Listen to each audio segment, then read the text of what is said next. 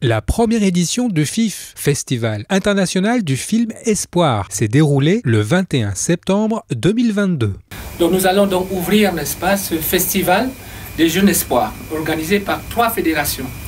La Fédération ivoirienne des clubs pour l'UNESCO, la Fédération américaine des clubs pour l'UNESCO, et le président de la Fédération française des clubs pour l'UNESCO vous présentera justement le contexte dans lequel cet événement se passe. Président de l'Association internationale Culture sans frontières, Robert Foppa était le maître de cérémonie d'ouverture qui s'est déroulée au cinéma Galante dans le 5e arrondissement de Paris où 2 films ont été proposés. Les jeunes qui ont réalisé ce film que vous allez voir, c'est la première fois qu'ils font ce travail-là. Et c'est des jeunes, moi je les nomme des artistes en herbe.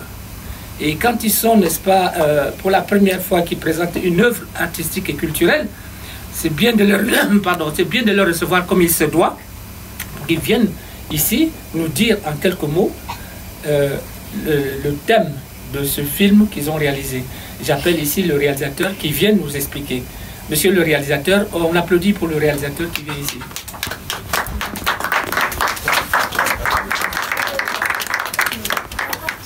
C'est un film basé sur l'harcèlement et qui va dire qu'il faut arrêter de harceler les jeunes au collège. Le premier, La fille au Bélécris, un court-métrage réalisé par des jeunes du centre municipal La Colline de Chennevières sur Marne sous la coordination de Jeanne Loussala.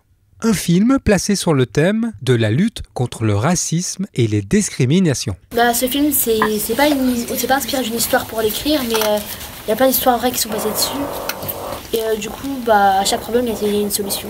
Éviter de pas agresser les autres, de ne pas demander de l'argent aux autres et ne pas les agresser.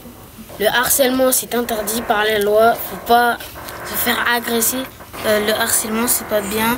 Il faut être gentil, nous tous, voilà. C'est pas bien d'harceler. Sachez que c'est puni par la loi. Et je vous souhaite une très belle journée à tous. Ce qui a été reproduit dans ce court-métrage est produit par des professionnels. Et c'est interdit par la loi de le reproduire dans la vraie vie. Le second film, Les enfants d'Ofouette, un long-métrage de Saïm Kipré, tourné en Côte d'Ivoire. Un film où le réalisateur s'adresse aux jeunes avec un message d'espoir. Moi, en tout cas, le seul message que je peux dire, c'est de croire en eux. D'apprendre à se connaître eux-mêmes d'abord, et puis croire en eux. C'est tout ce que je peux dire.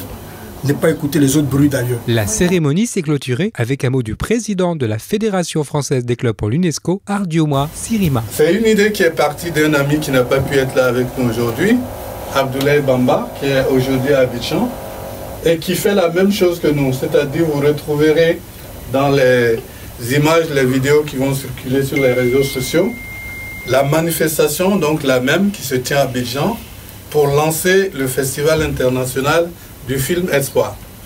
Vous aurez la même chose aussi à Washington, aux États-Unis, pour lancer le même festival. Qu'est-ce que nous avons voulu faire? Au-delà, et bien sûr, de toute la difficulté à réunir les conditions pour une telle activité, merci encore Robert, merci à tout le monde, toute l'équipe autour de Jeanne, tous les jeunes et toutes les personnes qui sont ici dans cette salle. Je vois là quelques têtes et amis fidèles de l'Association internationale Culture sans frontières.